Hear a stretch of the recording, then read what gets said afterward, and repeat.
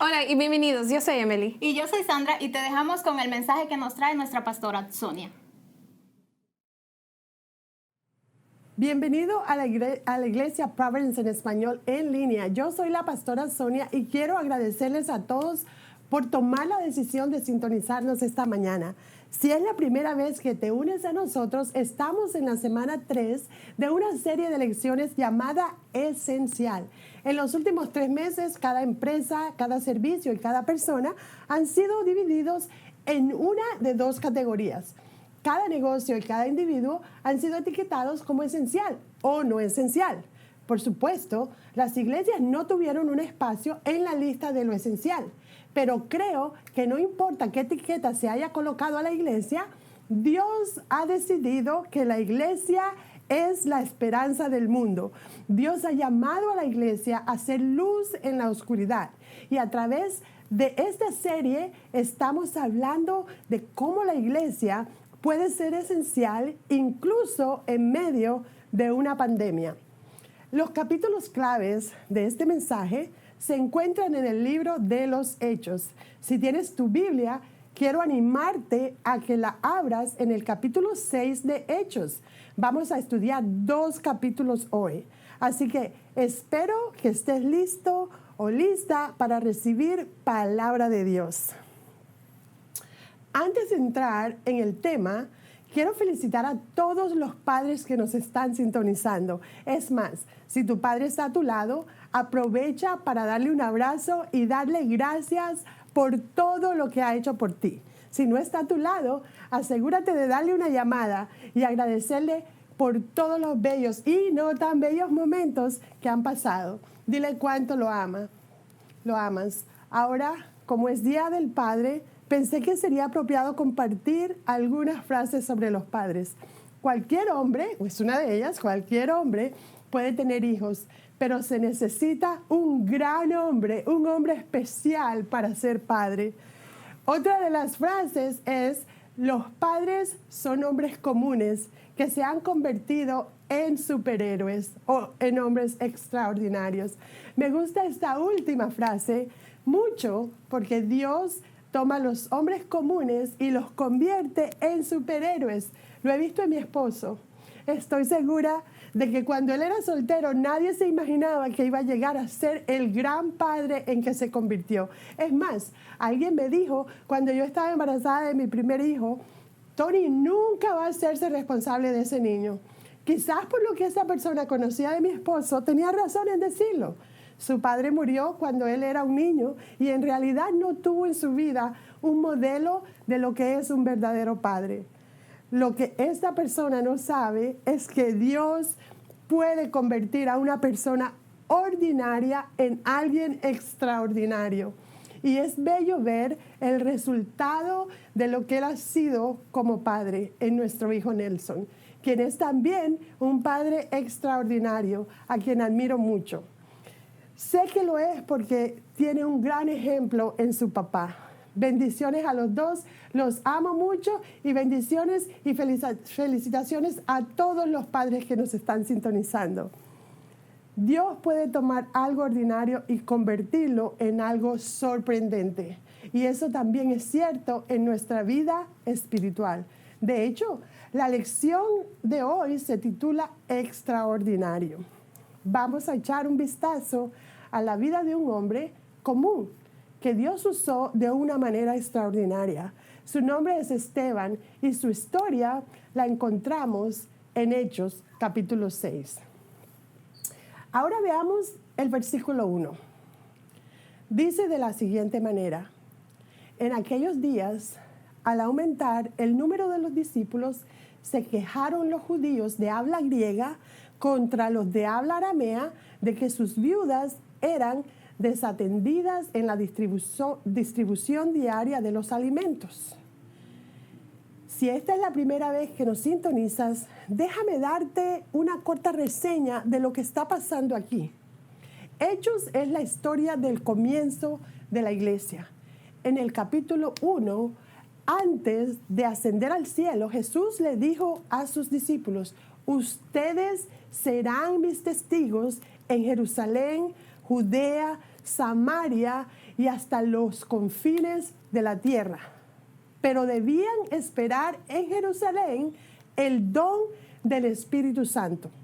Bueno, en el capítulo 2, el Espíritu Santo apareció de manera impresionante y la iglesia comenzó a crecer instantáneamente.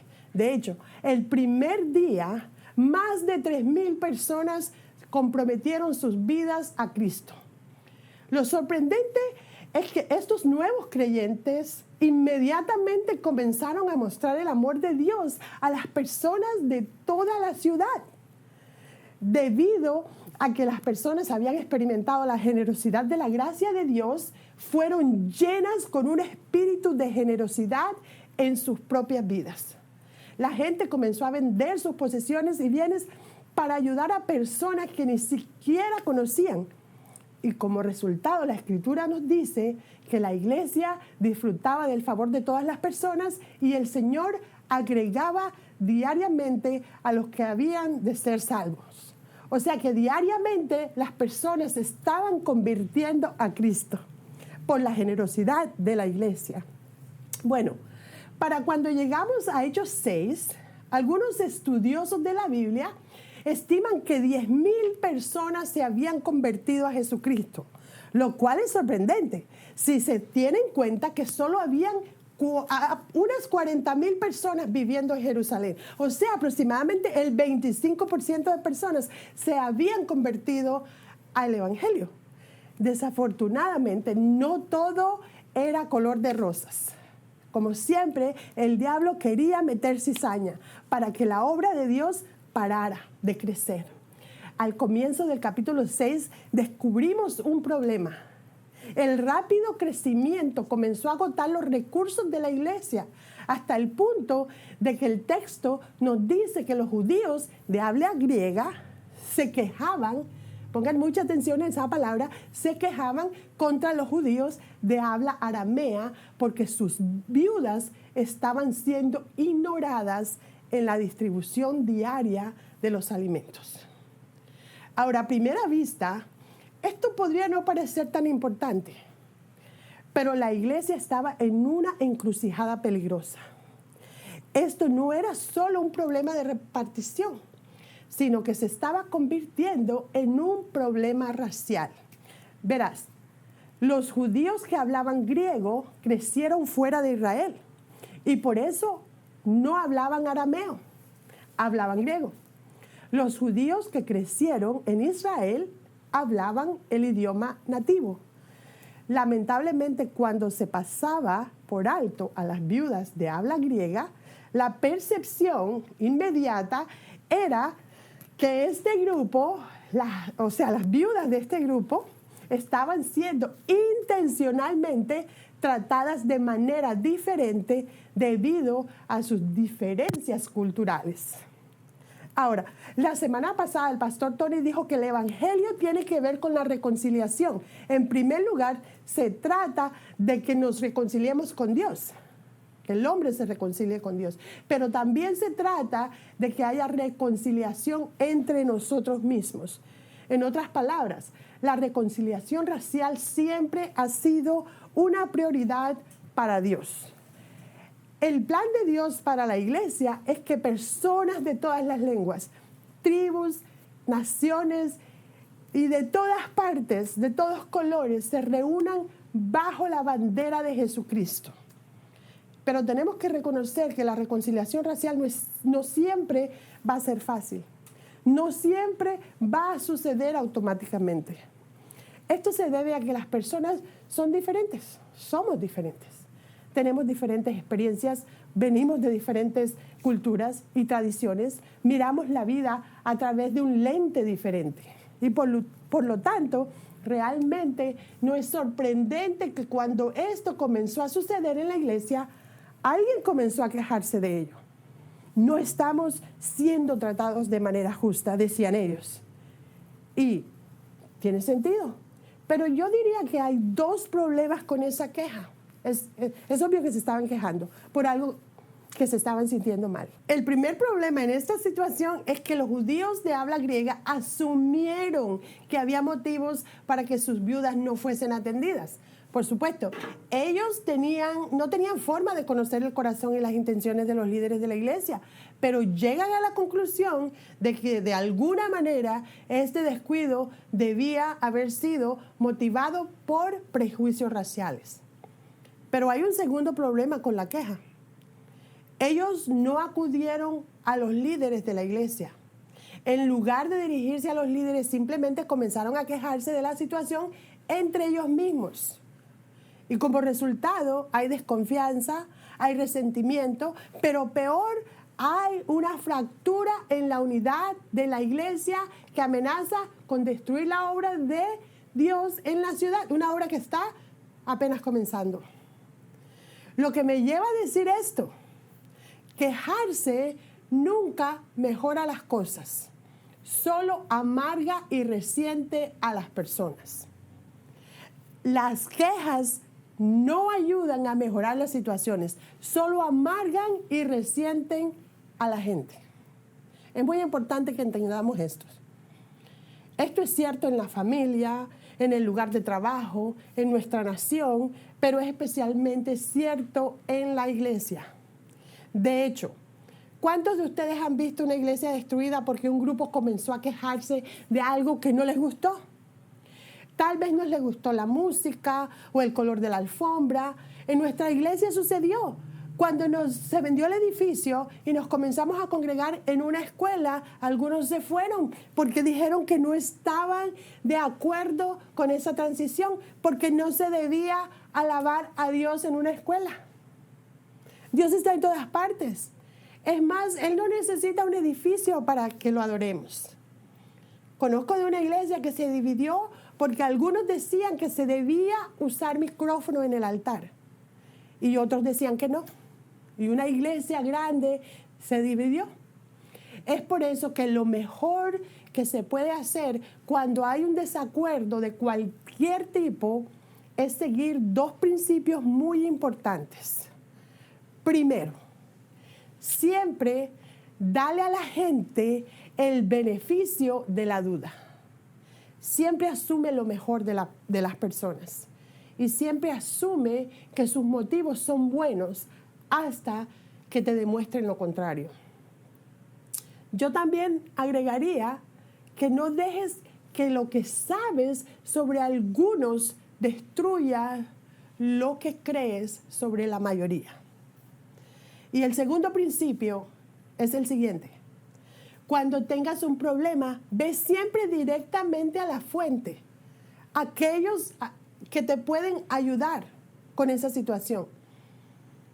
¿Sabes cuánto desacuerdo podría evitarse si tú y yo solo buscáramos a la persona que nos ha hecho daño y habláramos con ellos del asunto? Puede que te sorprenda lo que encuentres. Puede que descubras que esa persona no se parece en nada a lo que pensabas de ella, que no tiene ni idea de lo que tú estás hablando. Quizás descubras que igual que tú está interesada en una solución, pero nunca lo sabrás hasta que hables con ella. Entonces, vamos a ver cómo respondieron los líderes de la iglesia a esta situación. Sería que se pusieron a la defensiva y dijeron, ay, pero nosotros no podemos hacer nada, nosotros estamos muy ocupados. ¿Cómo se le ocurre a usted que nosotros estamos predicando y también vamos a atender las mesas? ¿Será que no le dieron importancia de vida? O dijeron, ay, pero eso no tiene importancia, hablen con alguien por ahí y le puede resolver el problema. Pero vamos a ver lo que sucedió. Lo descubrimos en los versículos de 2 al 5 del capítulo 6 de Hechos. Mire lo que dice. Así que los 12 reunieron a toda la comunidad de discípulos y les dijeron, no está bien que nosotros los apóstoles descuidemos el ministerio de la palabra de Dios para servir a las mesas. No es que sea malo servir a las mesas. Hermanos, escojan de entre ustedes a 7 hombres de buena reputación, llenos del Espíritu y de sabiduría, para encargarles esta responsabilidad. O sea, nosotros tenemos una responsabilidad que atender necesitamos ayuda y hay gente que lo puede hacer. Vamos a escogerlos.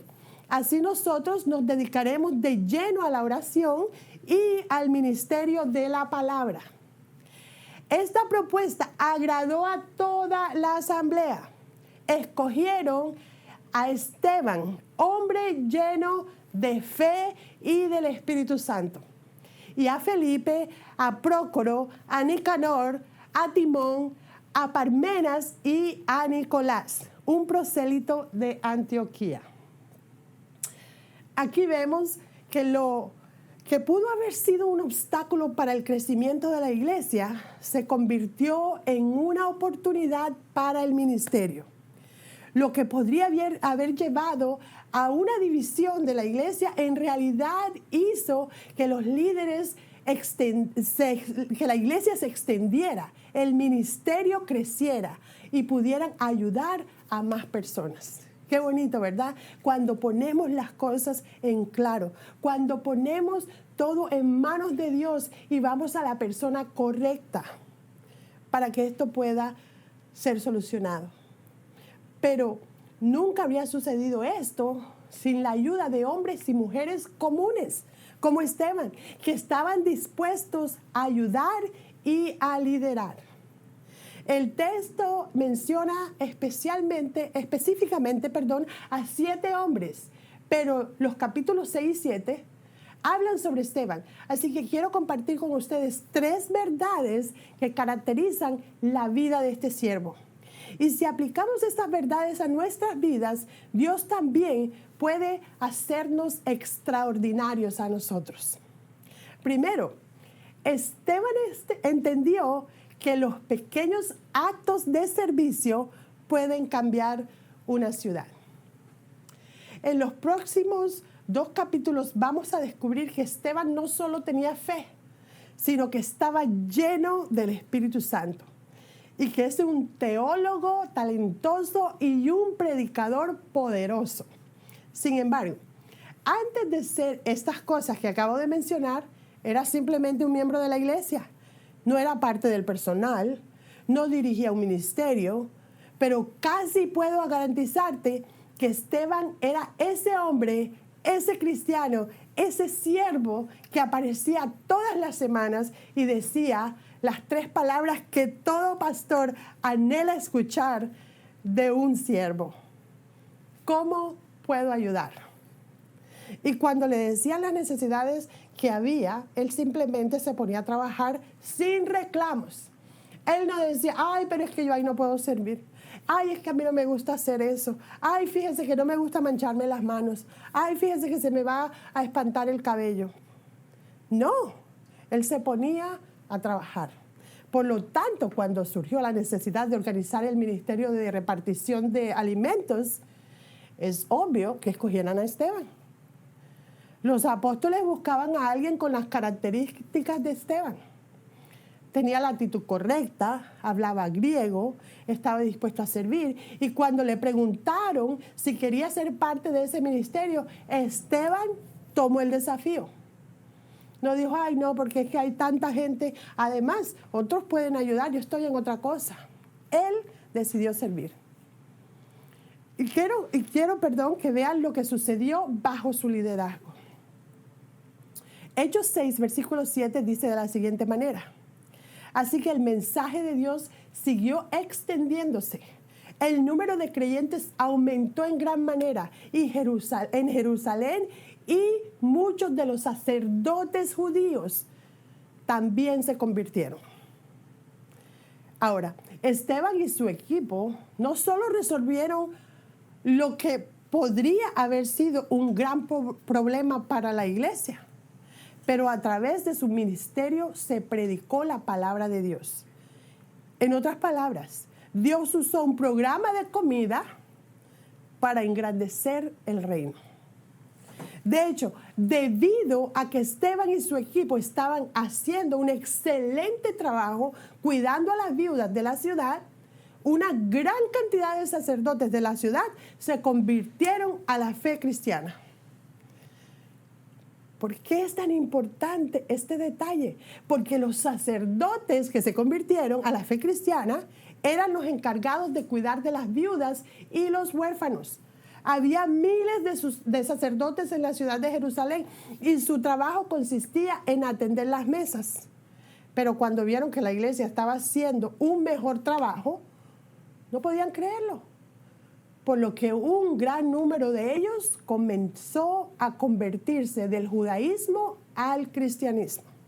Fíjense cómo el buen siervo, el buen administrador de las cosas de Dios puede convertir a muchas personas a través de su testimonio.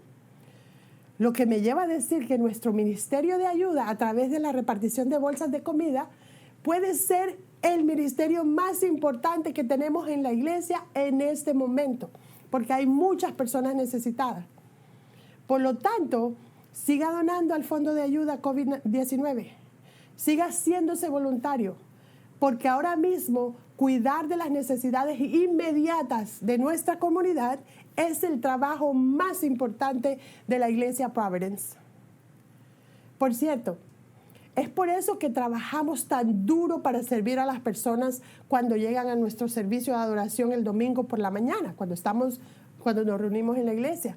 Es por eso que tenemos un equipo de bienvenida, un equipo de café que sirve café y donas, un equipo de trabajo educando a nuestros niños en el gimnasio que ama a los niños y les enseña acerca de Jesús.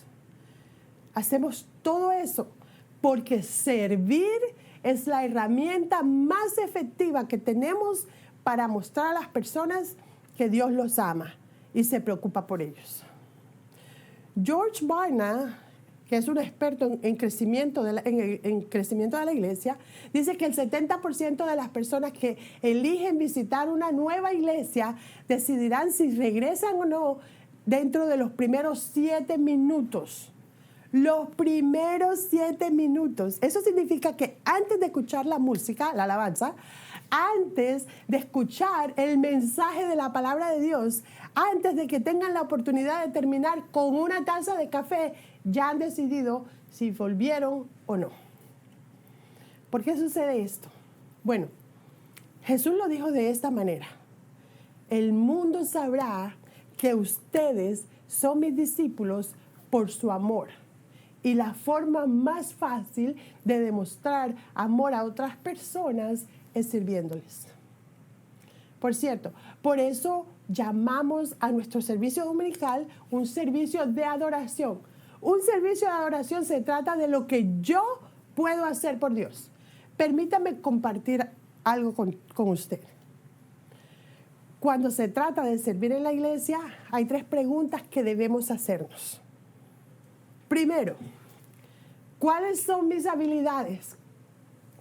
¿Qué es lo que puedo yo hacer? ¿En qué soy bueno? ¿Qué es lo que disfruto hacer? Lo que me encanta hacer. Me gusta enseñar, me gusta mover muebles de un lado para otro, me gusta desmantelar todo lo que se puso para el servicio del domingo, me gusta ayudar haciendo el café, me gusta ayudar con los niños. ¿Cuál es la necesidad de la iglesia? Si eres un seguidor de Jesús, un verdadero seguidor, deberías estar sirviendo a alguien. Para ayudarte a descubrir el mejor lugar para servir, pregúntate cuáles son tus habilidades, qué es lo que disfrutas hacer y dónde, la más importante yo diría, hay una necesidad. Ahora, de los 3, el último, para mí, sinceramente, es el más importante. No estoy segura si atender las mesas era una habilidad o algo que Esteban disfrutaba, pero estoy segura de que era una necesidad en la iglesia. Y porque estaba dispuesto a hacer lo que la iglesia necesitaba, porque estaba dispuesto a servir en las mesas, cambió a una ciudad entera. Esto nos lleva al segundo punto. Esteban entendió que nada es más importante que conocer la palabra de Dios. Mira lo que encontramos a continuación en Hechos capítulo 7, comenzando con el versículo 8. Dice: Y Esteban, lleno de gracia y de poder, hacía grandes prodigios y señales entre el pueblo. Entonces se levantaron unos de la sinagoga llamada de los libertos y de los de Cirene, de Alejandría, de Cilicia y de Asia, disputando con Esteban, pero no podían resistir a la sabiduría y al espíritu con que hablaba. Qué precioso, ¿verdad? Ahora quiero que noten que Esteban no solo era un servidor en la iglesia, sino que también era un estudiante de la palabra. Desafortunadamente, el convertir a miles de sacerdotes judíos a la fe cristiana trajo algunos problemas. No fue del agrado de muchos y efectivamente surgió una oposición contra Esteban. Entonces, ¿qué hacen los líderes judíos? Comenzaron a atacar la fe de Esteban. Comenzaron a atacar el conocimiento que él tenía de las Escrituras. Entonces, porque Esteban estaba lleno del Espíritu y además conocía la palabra, no podían resistir la sabiduría que había en él. Es por eso que conocer la Biblia, la palabra de Dios, es muy importante. Porque en el momento en que comiences a hacer algo en el nombre de Jesús, la gente atacará tu fe. En el momento en que le hagas saber a los demás que eres un seguidor de Jesús, la gente atacará tu conocimiento o pondrá en duda tu conocimiento. Y si no sabes de qué se trata lo que hay en la Biblia, si no sabes por qué crees o lo que crees o en qué crees, te vas a quebrar bajo la presión o peor aún, te podrías hasta alejar de la fe. Entonces, ¿dónde obtuvo Esteban todo su conocimiento de la palabra de Dios? Estoy segura de que antes de ser confrontado era un estudiante de la palabra. Se dedicó a la enseñanza de los apóstoles. Por lo tanto, es muy importante que estudiemos la palabra de Dios para cuando vengan aquellas personas a querer distorsionar lo que nosotros hemos dicho o a decirnos que lo que nosotros estamos creyendo es mentira, nosotros podamos llevarlos a la palabra de Dios.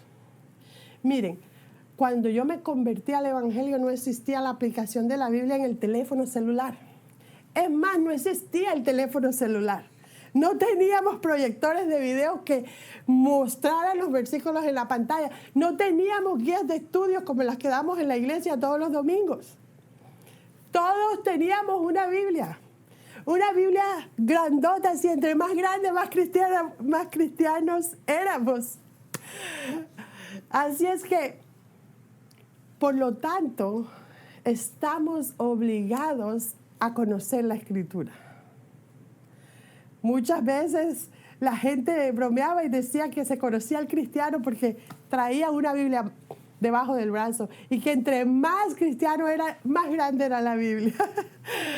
Así es que te animo a que uses tu Biblia. Me sorprende que haya personas que año tras año van a la iglesia y se sientan a escuchar el mensaje completo sin una Biblia, ni un pedazo de papel en que anotar.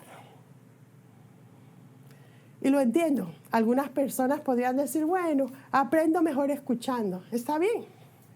Pero yo te preguntaría, ¿cuánto puedes recordar realmente de lo que escuchaste? Quiero decir, ¿podrías compartir lo que escuchaste si alguien te pregunta? Si yo no apunto, ni siquiera me acuerdo de lo que comí en el desayuno esta mañana. Y quizás tú estás en la misma situación. Pero escucha, cuando alguien cuestiona tu fe, el Espíritu Santo puede traer a tu memoria las cosas que allí están.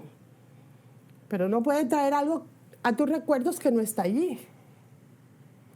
Esteban sabía que nada era más importante que conocer la palabra de Dios, lo cual lo llevó a predicar el sermón más largo que se encuentra en el libro de los Hechos. Vamos a hablar de eso a continuación, así que déjame darte el punto número 3. Esteban entendió que el perderlo todo no significa que es el fin.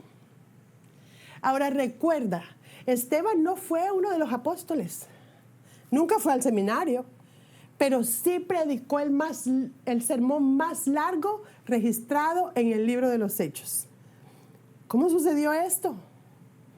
Creo que es porque Dios quiere que todos sepamos que Él puede usar personas comunes para hacer algo, hacer su voluntad y su propósito en esta tierra.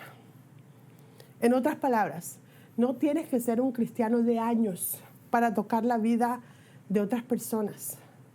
Solo tienes que estar dispuesto a ser usado y conocer su palabra. Yo conozco personas que son nuevas en los caminos del Señor y sin embargo pueden dar testimonio y hablar de la palabra más que muchos que tienen años de estar en el Evangelio. Recuerda que Esteban estaba hablando con líderes religiosos judíos, gente que tenían conocimiento de la Escritura, la conocían como la palma de su mano. ¿Qué podía decirles él? Veamos Hechos 7, comenzando con el versículo 51. Dice, tercos, duros de corazón y torpes de oídos. Ustedes son iguales que sus antepasados. Siempre resisten al Espíritu Santo. ¿A cuál de los profetas no persiguieron sus antepasados?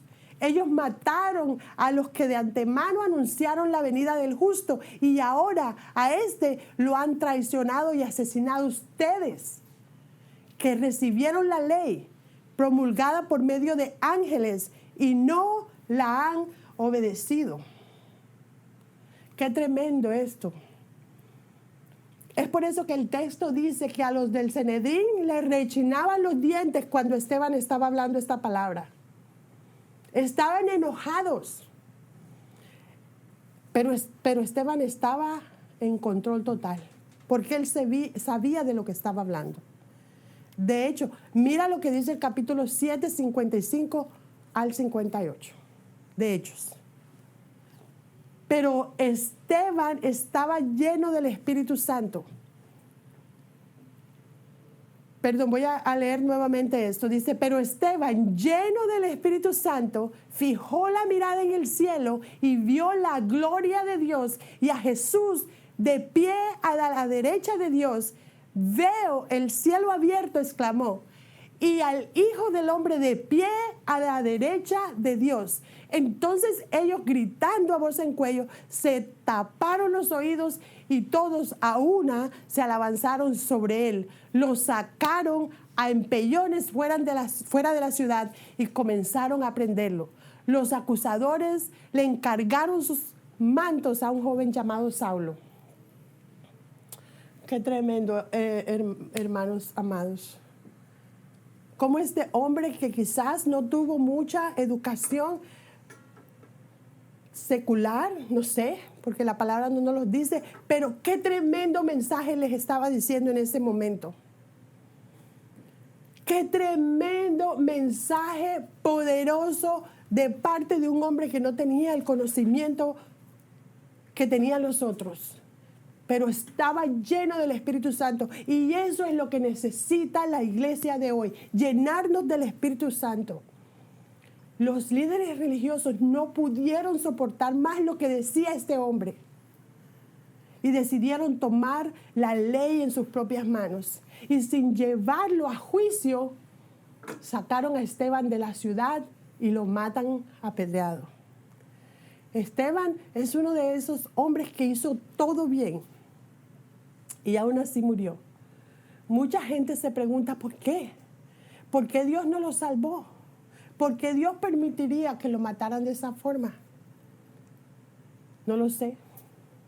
Lo que sí sé es que la muerte de Esteban no fue en vano. Acabamos de leer que había un hombre allí entre la multitud llamado Saulo. Saulo no arrojó ni una sola piedra, pero sí sostuvo los abrigos de los hombres que lo hicieron. Vamos a hablar más sobre él la próxima semana. Y pon mucha atención a lo que te voy a decir. Saulo se convirtió en el mejor evangelista que el mundo haya conocido. Pero aquí hay algo más que quiero que veas. Había alguien más allí entre la multitud ese día. ¿Te diste cuenta? Fue nuestro Señor y Salvador Jesucristo. Esto es muy interesante para mí porque en toda la Escritura se nos dice que Jesús está sentado a la diestra de Dios. En Efesios, Colosenses, Hebreos y Apocalipsis se nos dice que Jesús está sentado en un lugar de honor junto al Padre. Esto quiere decir que está sentado porque su trabajo está terminado, completo. Él terminó lo que vino a hacer. Y sin embargo, en este día vemos a Jesús de pie. ¿Por qué piensas que sucedió esto? Yo creo que es porque cuando sufrimos, Dios sufre con nosotros. Que nada pasa desapercibido para Él. Y que en los peores momentos de nuestra vida es cuando Jesús nos defiende. Así que no sé por lo que estás pasando en este momento. Solo te puedo decir que debes saber que hay un Dios en el cielo que te ama y que se preocupa por ti y siempre te defenderá. No sé por lo que estás pasando. No sé cómo te sientes emocionalmente. Pero creo que todos estamos cansados. Creo que todos estamos agotados, que no sabemos qué viene después. Pero Esteban es un recordatorio de que Dios quiere usarnos a todos para traer a las personas perdidas en el pecado. Dios puede usar personas comunes. Algún día tu vida va a terminar. Algún día este mundo ya no va a existir. Y algún día vamos a estar delante de Dios. Creo que Dios no quiere nada más que darnos la corona de vida. Por cierto, el nombre Esteban significa corona. Al final, Esteban recibió su corona. Pero su comienzo fue cuando aceptó a Cristo como su Señor y Salvador. Ahora quiero decirte esto. Si tú nunca has abierto tu corazón a Jesús y quieras hacerlo hoy, es el día perfecto. Jesús hizo el trabajo duro. Jesús pagó el precio. Murió para que tú y yo tengamos vida.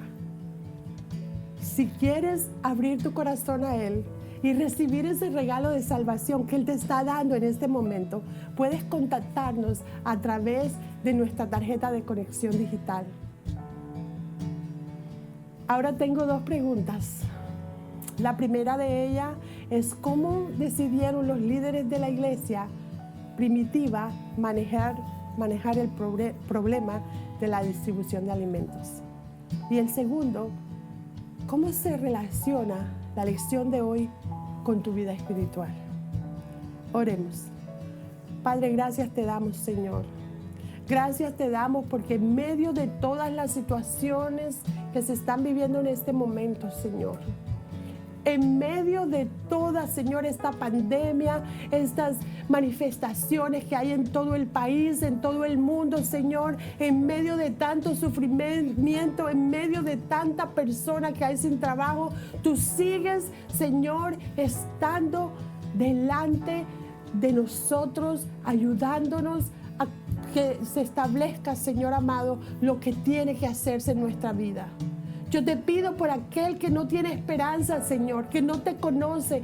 Yo te pido, Señor, que puedan abrir sus corazones para que tú, Señor, puedas ser su guía, Padre Santo, para que tú puedas ser su Salvador, Señor amado, así como nosotros un día abrimos nuestros corazones y pudimos encontrar, Señor bendito, ese amor incondicional que solamente tú, Señor, nos puedes dar.